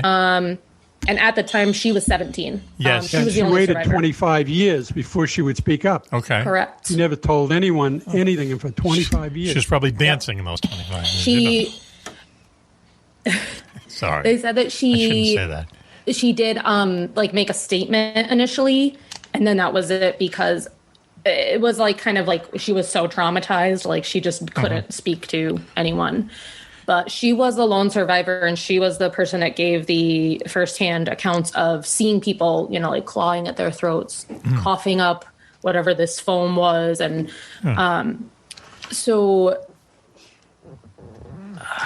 sorry. So we talk about the that other place happened earlier, like in the 50s, of those people who are hiking, and remember they were found torn apart, the Ditlev Pass or something like that. It's like it's almost Ditlev Pass, very similar, right? Very similar. If I can interject one of those theories, please, go ahead. Yeah, there's a bunch of theories on this, and one of the big things is that they were eating, or they had roots they were eating, they think, when they were there. And it's believed that they could possibly have been toxic. Okay. And that's what got to them. But the theory that I believe is, one, it's in southern Siberia. That is an area that the Russian government, they had no use for. They used that as a dumping ground. I mean, going back 200 years, they sent political prisoners there. Right. And the theory is that they dump a lot of poison gases and things of that sort that get into the ground. Yep. And so, it seems like, based on that theory, that because the bodies themselves, they said, were eaten by animals. Oh. I mean, so that's not as if there was something, they looked like they were eaten by animals based on what they saw. They did autopsies, and they couldn't find anything unusual other than that. But, I think in my own personal opinion after reading that thing is that, where the Russian government used that area as a toxic waste site for years, whether they got from the poison gas that they used to dump there. The other thing is, they were rescued by, she was rescued by hunters from Ukraine.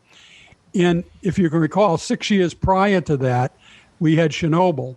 Yes. And those radiation areas, spread all across the world. And clearly up there in the mountains, I'm sure that there is an impact. And if you know about Chernobyl, all these years later, there is still very dangerous areas. So that was only 6 years after Chernobyl. So possible that maybe it was some radiation, but usually radiation doesn't get you that quick. Right. That's Yes. why it seems like they're saying that it could be, gas that was dumped by the Russian army or whatever. Something. And that the reason she didn't speak up for 25 years is that she was afraid to say anything. But then all of a sudden, out of the blue, she steps out 25 years later probably because they're all gone.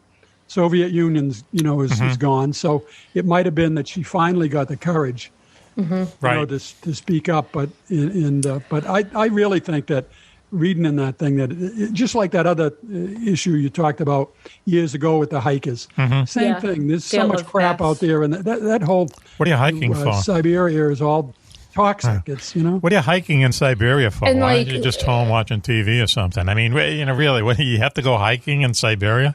Aren't you just asking for trouble? I mean, I'm a big hiker, so if I got the chance to go hiking in Siberia, oh my gosh. We're learning a lot about it. I'm also the type of person that would have 100% joined a cult in the 60s, so I guess you can't. Wow, we are learning a lot about her tonight. This just did. Yeah, I'll give my shots. One marriage proposal and see what happens. Okay, all right. We understand now. We're beginning to understand. With bringing up the Ditlev Pass with the autopsies, they did find they stated that hypothermia did play a role in their deaths. They also said that protein deficiency did, but they ate really well during this whole trip. What's that mean? But there was also bruising found on their ribs. Right, I'm sorry, not their ribs, their lungs, which I thought was just an odd thing to find on an autopsy for people that just seemingly dropped dead in the middle of the woods. And they were young. I mean, these people were all under 25. They were all healthy. They were athletic. You're going to just literally drop dead and find bruising on your lungs. It doesn't make a lot of sense to me. If they nerve agent they were that talking are in about. That ground, Yep. I'm sorry. And they do bring up in the theories that it could be a type of mushroom that they gathered, which makes a lot of sense because if you're not familiar with what isn't edible, I mean, that's game over. That's it. That's my third year in college. I mean, they talk about just didn't know what mushrooms were supposed to. But, here's the thing, especially with the previous I'm going to say Ditlov Pass or whatever, however you pronounce it. They found those people. Not only were they found in a way that was not, relatable to like an avalanche, which they finally said, officially what happened to them, but they found them in a way, series of small avalanches that they were running away. They were running away from something, and something caught up with them, and that kind of thing. Yeah. That's kind of creepy. So don't go hiking in Russia. What's the point? Come up hiking in New Hampshire. Come up to New Hampshire, right? Yeah, it's the way to go. I don't know. Some parts of New Hampshire, I'd rather be in Siberia. No, I'm only kidding. We love New Hampshire. How dare you? Why don't we take a break now? How about that? All right. Okay. And you're listening to Mack Maloney's Military Exile Show here on the Distant Thunder. Welcome back, everyone, to Mack Maloney's Military Exile Show here on the Distant Thunder Radio Network. This is Mack Maloney. What a show. Somehow we've put together for you tonight. But first, very quickly, girls, very famous Juan-Juan is here. The show just sort of comes together like... Really? I'm getting the vibe. You're like a little... Jell-O, You're a little... Like Jell-O. Are you a little standoffish tonight? What's the matter with you? Are you... Think so? Yeah, I don't know. Quiet? Yeah, quiet. Mellow? What's the matter with you? You're Nothing. The quiet one? You're the George Harrison of the group? Yeah. Okay. Yeah, look what he become. Yeah. So anyway, let's go on. John Lennon isn't here tonight, girls. He's on a secret mission. Coco, sorry. Playing drums is switchy, right? Now it all falls together up there. I'd let you go on one of these secret missions with them, wouldn't you? With Coco? Yeah. Yeah? I don't know. Suppose if you don't come back. It's dangerous. Then it's just me. I'd be Larry. Don't come easy. Yeah, I'd be Larry without Mo and Curly. Anyway, so our national correspondent, Switchblade Steve Ward, up there in Battle Creek, Michigan. Switchy, how you doing? Everything okay? Beyond wonderful. Okay, all right. The hair looks good, kinda. All right. Okay. I like it. My problem is this, okay? I don't want to go on and on. What is your problem? Well, we have a cease and desist order now. We can't talk about his hair. Right. It never grows. He's well coiffed. It really does grow, Mac. It really does. How can a rug grow? That's what I mean. It's impossible. If we had that stop motion photography, you would see it growing. Just like imagine this is a Disney production from the '60s. Okay. And what they did with the flowers and all that stuff. Yeah, sure. It would be. You'd actually see it grow. Huh? Wow. Well, there's a little step into Switchy's world. Okay. Well, that all right. stop motion must have been a real pain in the ass. Huh? Oh wow! You kidding me? Ray Harryhausen. We studied him in school, film school. That's a different kind of stop motion. I went to film school, Juan-Juan. Did you know that? I would go to film school for that because it was a lot of fun, as it turns out. That aspect of it would be real fascinating. We had a lot of fun. We sat around and watched movies for 3 years. And did stop motion figurines and had things. Popcorn, everything, your own little thing. A lot of fun. Let me introduce our security chief. Was that Emerson? Emerson, yes. Yeah. Emerson College, yeah. Yeah. I drove by it a lot. I actually wanted to go to Emerson. They run Hollywood now, people tell me. Yeah. Someone has to. Our security chief in Methuen, beautiful Methuen, Massachusetts, Willy Clubb. Hello, Mac. Hello, folks. Another excellent night. It's just flying by. It's been fun. Is the pool open yet at your compound? Next month. Next month. Okay, we are still in winter. Complicated. Interesting. Okay. And then at one point you told us you had a float that carried not only just a couple cans of beer, but like a whole 6-pack or a case or something. I dream. Oh, yeah. I had that in Florida for a couple of years. It was wonderful. Yeah, huh? Yeah. Whole a 6-pack out there on the float? Yeah, I never had to get out of the pool. I could sit back there for nothing. Hours. See what he's saying? Read between the lines there, folks. What a life. Yeah. Okay. Are you up here now or what? Of course. What compound are you? Yeah, this year is unique, so I'm up here this year. Right. Okay. Okay. So you were never in Florida? Well, not that we know of. Okay. Yeah, nothing. Let's stick to that story. All right. Anyway, let's introduce the beauty of the show. Sorry, we already talked. Raven, how are you doing tonight, Raven? You still with us? Winona Raven. I'm here, and I just realized what we were talking about off air. Stir of Echoes with Kevin Bacon. Not whatever I said before, because I know I messed it up. Right, yeah. How about the opening scene in Planes, Trains, and Automobiles? He's in that? Yeah, man. He's running for the taxi with against Steve Martin. Okay. He takes the taxi from him. He takes it. It's good. But anyways, yes, thank you for having me. I always look forward to my Tuesday nights. Really? Yeah. Okay. I do too. Man. And Juan-Juan lives for this. I do. Okay. I stay up all night Monday waiting for this. Do you really? Yep. Okay. I can't sleep. That's why I'm just up all night. That's why you're falling asleep at the microphone? Because you didn't sleep the night before you're so nervous? And, her countenance, her beauty, her poise, hang on. Her intelligence. Wait a minute. Okay. Her 18-year-old voice. We have 18-year-old voice. Wow. We have a special guest with us. Jessie Kwasney up there in the great state of Montana, as it turns out. I was waiting for you to say Minnesota. Hey, Mac, where is he? Where's he located? Montana. You remember the dental floss. The dental floss state, as it turns out. Jesse, how you doing?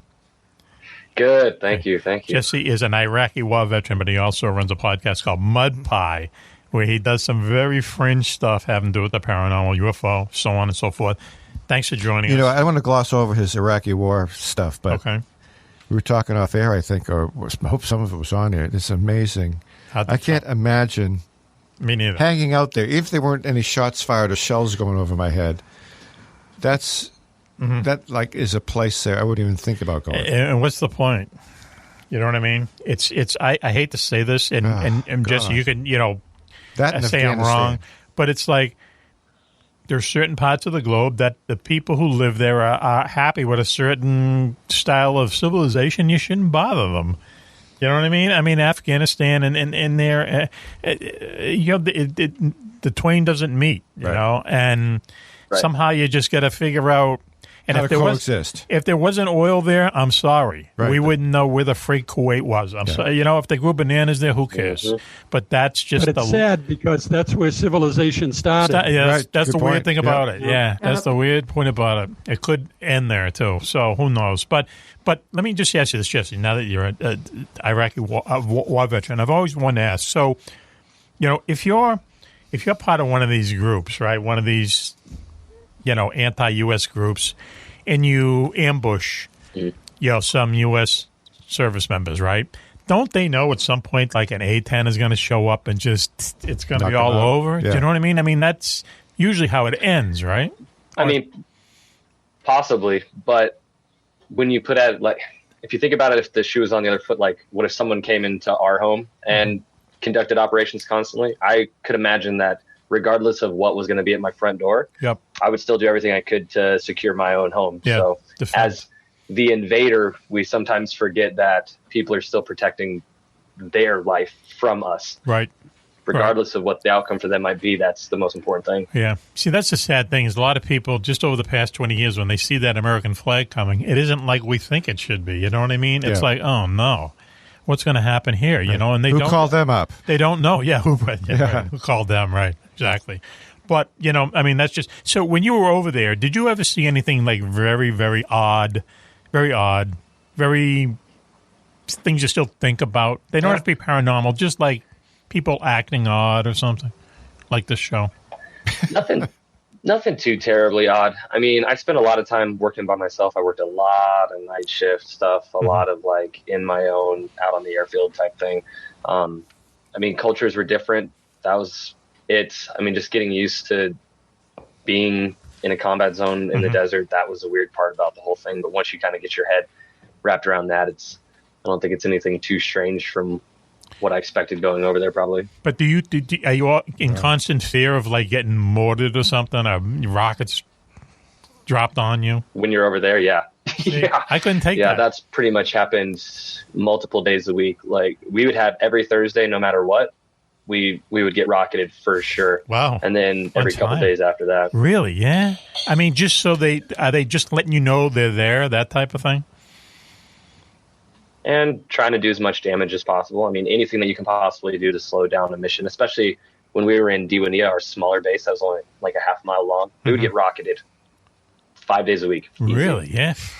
Wow. I don't know how. It's just not me. How weird is that? I barely made it in the Boy Scouts. I could not be. It's weird the first time. It must be. Yeah. Yeah. But do you get used to it? How do you get used to someone trying to, kill you with a rocket? I mean, you don't really have a choice, I suppose. It's I mean, I can't go anywhere. So at a certain point, you just recognize that, especially with rocket fire and mortar fire, that you either are in the right place or you are in the wrong place, and there's not really a lot you can do. So once you kind of wrap your head around that it's 100% out of your control when it comes to a non-tactical situation where you're just having incoming rounds. Sure. Yeah. Wow. I mean, you're really stressed about it. You got something to do, so. You can't prepare for it. You can prepare for the theater that you're going to be in, the mission you're going to be in, but you can't prepare for the actual object. Okay, let me ask you something there, War Hero. Did you prepare to go to Newport, Rhode Island? I was totally taken by surprise. I was totally happy training reserves in Guantanamo. Yeah.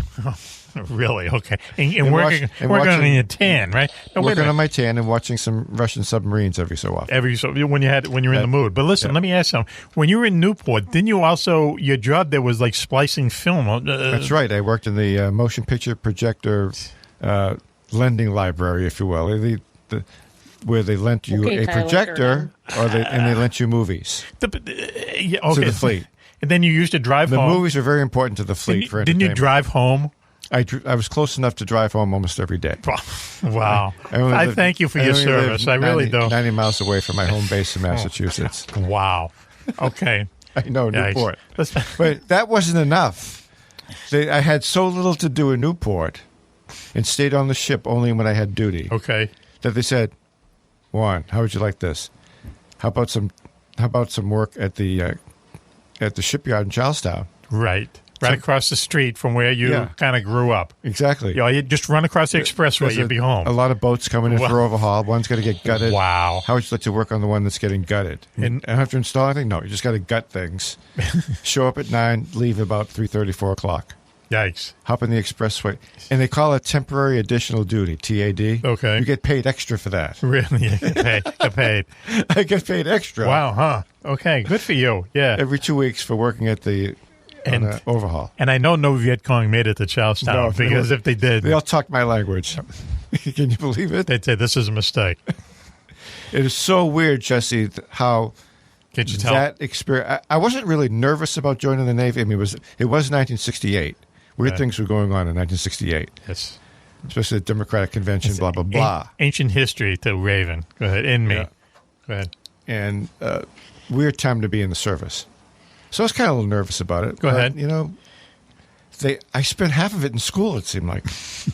At ET school, electronics school. I got to find some music to put behind this. This is too much. So, I should have re-enlisted just as in gratitude. Mm-hmm. I should have done like another 4 years. Listen, I don't want to bring this up, but I was in the reserves for a while, but I didn't really do it. We have to get the switchy. Didn't you have like a wound that caused you to faint when you worked in a pillow factory? I get time for that? Yeah. Well, just say it in 30 seconds. You lost blood from an accident that happened in a pillow factory. I had a part-time job at my father's pillow factory in Somerville. Go ahead. Pillows for Jordan Marsh and all Somerville the Club. Yes, yep. Go ahead. So I'm cutting pillow ticking. Go ahead. Comes in 42-inch sheets. 20 seconds. Cutting it in 21 inches. Right. Like electric cutter. And I'm trying to keep the material from fluttering up and down with the blade. Because the blade was dull. I should have 15 seconds. Go ahead. And I cut my finger. Yes. Blood everywhere. Suck it on. Yes. I went down to the office and it's called, somebody drive me to the hospital. And I fainted in front of my girlfriend. There you go. Who was working in the office. Okay. Yeah, cool. Did you ask her out as they're wheeling you out on the stretcher? Did you? Afterwards. Good for you. Yeah, she wasn't really my girlfriend at the time. But, okay. Oh, really? Yeah. Was she your girlfriend after that? Afterwards? Yeah. Oh, really? Yeah. Really? You came back from that? Yeah, she was a vampire. Wow, she liked the sight of blood. Wow. Yeah, we dated for about a year, and then we just weren't hitting it off. Nice Portuguese girl from Somerville. And I said, well, no hard feelings. Let's go to the next Portuguese picnic, and I want you to meet a friend of mine. My best friend. Oh, that's right. I fixed them up. Yes. We've my heard best this friend. Yes. My best friend from high school lived next door to me, the whole deal. Right. And he's been married ever since. Right. And has at least 6 grandchildren, maybe more. It's hard to keep track. Holy cow! They go to sleep every Christmas card. Every Christmas I get the big grand photo. Do you still think about her? You introduced her. In other words, let me review here. So the girl that you fainted in front of from the loss of blood, from getting the injury in the pillow factory, you went out with her for a year. Then you introduced her to your best friend. Right. They got married. Exactly. Right? And they've been happily married? Like 2 years longer than I have. Happily married. Yep. Oh, okay. Yeah, definitely. Do you ever dream about her? Yes. You do? Well, wow. No, you don't. Shut up. Really? You don't. Like what? Only because, here's what happens. Only because our five-year reunion's coming up again. All right? Go ahead. I hope I'm getting 55 this. years, whatever the hell it is. Go ahead. 1966, Yes. okay? Yes. So every time we go to the reunion, she wants to sit beside me. Your former girlfriend. Yeah. Yes. And talk about all this stuff. Some stuff I'm going, wow, we did that too? I only dated her. She's reminding you of I dated her stuff? for a year, and it sounded like I dated her for 10 years. Oh, go ahead. She's thinking about you. Go ahead, please. Listen. And then we can't. Her husband, Ed, says, my buddy says, don't worry, Juan. I've heard these stories a million times. Really? Okay. Yeah, we did a lot of things in a short period of time, Ed, but man, I didn't know we were that busy. Raven, please save us here. Tell us the female Weird. point of view. Okay. Go ahead. We're going to talk about. No. We're talking about this off air. No, don't do it on air. We can always edit it out. I got Go ahead, stuff to say. Go ahead. Really? Wow. Let's hear it. Go ahead. She's. The heck Okay. Go ahead. I don't know how to say this without sounding like really nasty. That's okay. We can edit it out. It's fine. I mean, she's not being like truthful though. That's the thing. Like she's lying about it. No. You know? Lying about how she's still in love with lying about her endearment towards me. Like putting things into your head that she is saying, yeah, we did this together, but like it was basically like a fantasy of what she wanted to do with you. Does that make sense? Maybe. It makes sense to I don't me. think she's being 100% honest. The things we did, there were some things I had to really be reminded. Oh, yeah, did I really do that? You know, Yes. like so I forget. Right, that's what I'm saying. Right, and I'm Like, thinking. do you really remember it, or Do did you? she put that in your head? Wow. You know what I mean? I know. There's, I mean? there's a lot of things she reminded you? me of doing that I remember doing. Can I ask something? Did you see a UFO anywhere? Drag it back. But other than maybe a text message once in a while or an email, I hardly ever communicate with her. But don't in you between. think, Raven? I'm sorry to drag this down. Who knows? But don't you think if she makes a point of sitting beside him every time she sees him, why would she do that? Why wouldn't she just give him the cold shoulder?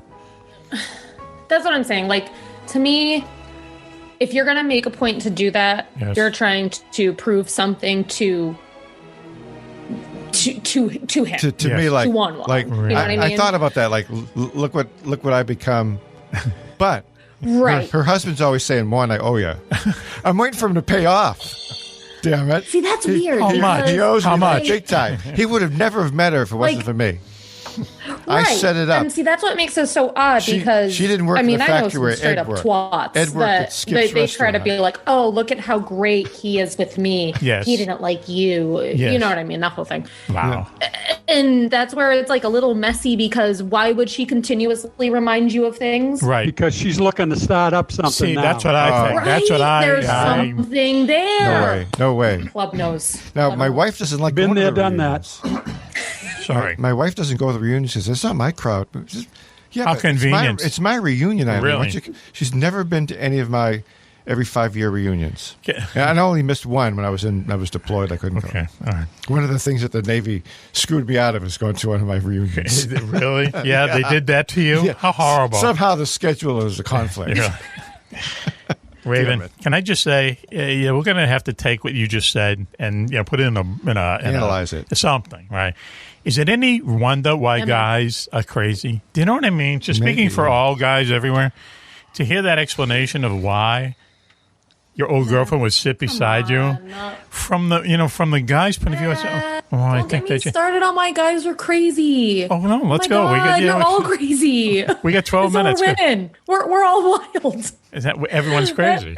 That's a whole other episode. We're all Really? nuts. Okay, we're all nuts. That's What I fine. have to say is that I did look forward to that experience every 5 years. I did look forward to it. Really? I Yes. can't ever say. Oh, so who cares?" you like the attention? Oh, you Oh, kidding? no. Him? Are you kidding? Him? That's I'm an attention why. addict. Honest, I used to be shy as hell. Yes. I used to be wicked shy. Most of high school, I was wicked shy.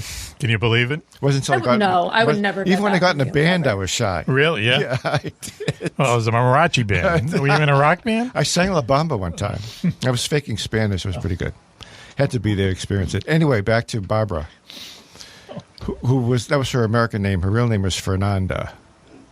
I like that better. When I was dating her, I was the first guy to come into her life to date her and didn't need a chaperone.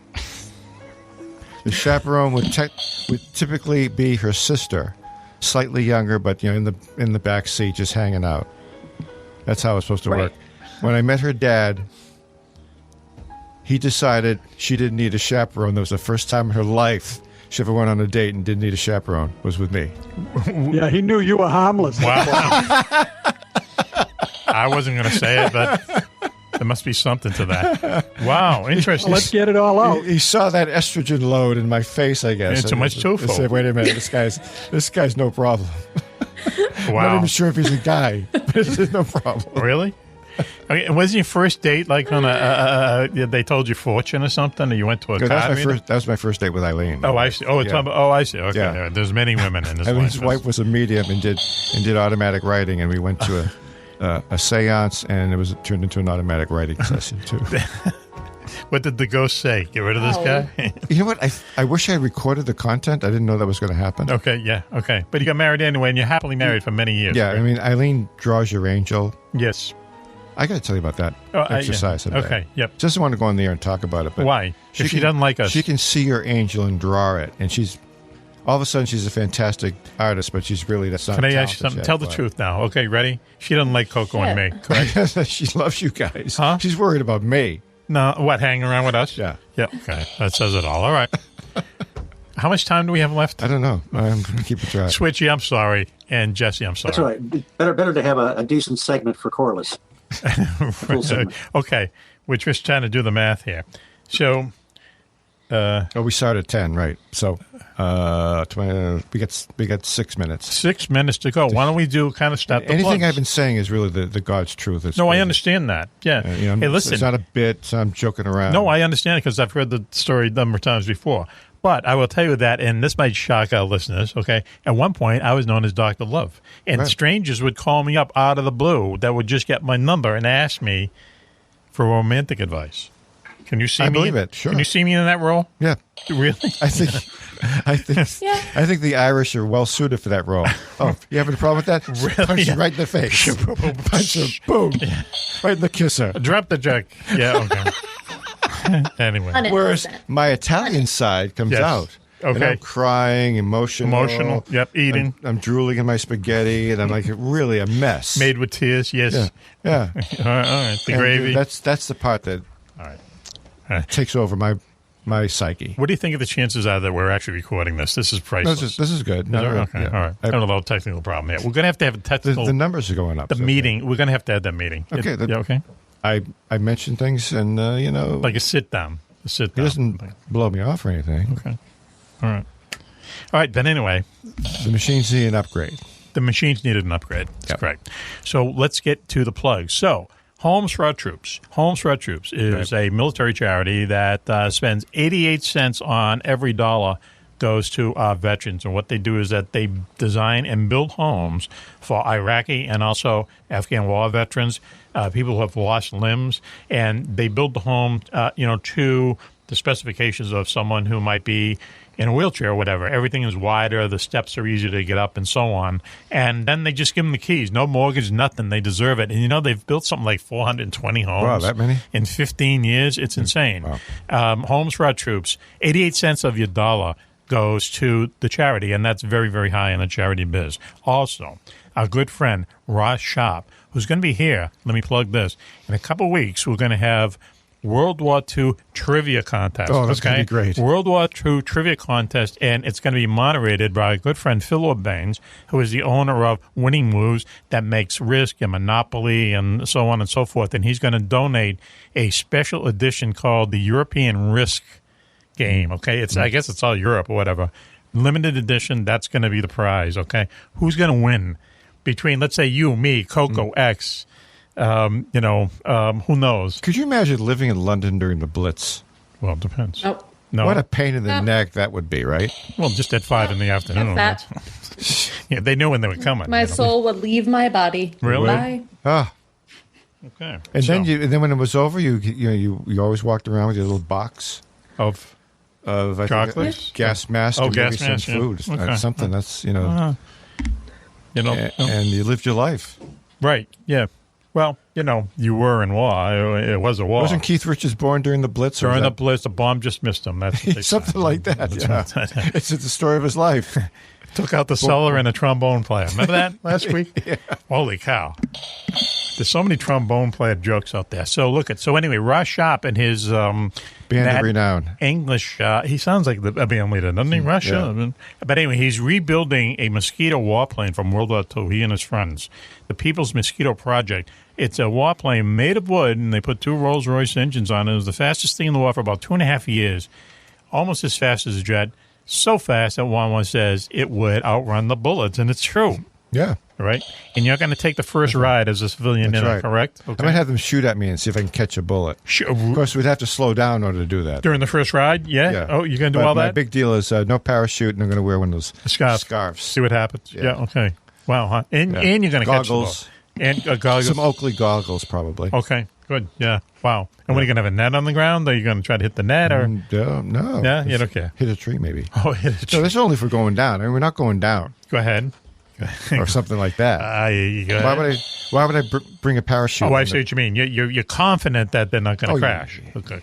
Yeah. It's a warplane that they rebuilt. These made out of balsa wood or something. Drunk Irish Englishmen. I mean, they're going to put it together and they're going to have you go up. Go crazy gluing it together. Wow. Okay. Let me apologize. No, it's really it's an up and coming machine. It's like I think the motor's it, right? Hey, it's if they can fly it. Wow. Who knows? Let's just see what happens. It's got Rolls-Royce engines in it. It's 2 Rolls-Royce engines. In the cockpit, there's probably a drawer where a champagne comes out. Right. Yeah. Yeah, yeah, I know. I know what you mean. Cigarette lighter. Yeah. I understand. In a Rolls-Royce, if you buy a Rolls-Royce, if you know in your Rolls-Royce, all the wood in a Rolls-Royce comes from the same tree, and they put that tree away for you. So if you ever need a replacement part, they go to that tree. What? Yeah, that's why they cost like about $19 million. No Yes. That's crazy. Oh, That seems like such a waste of a tree. Well, yeah. Why would you do that? And if you sell that Rolls Royce, that tree gets assigned to the that. tree. The tree gets residuals. Crazy. Wow. Anyway, so so that's Rolls Royce. So anyway, that's cool. the People's Mosquito Project, and also we are now on Seacoast Oldies here in the kind of north of the North Shore of Boston, in Exeter, New Hampshire, Portsmouth, New Hampshire, up in Maine, right along the coast.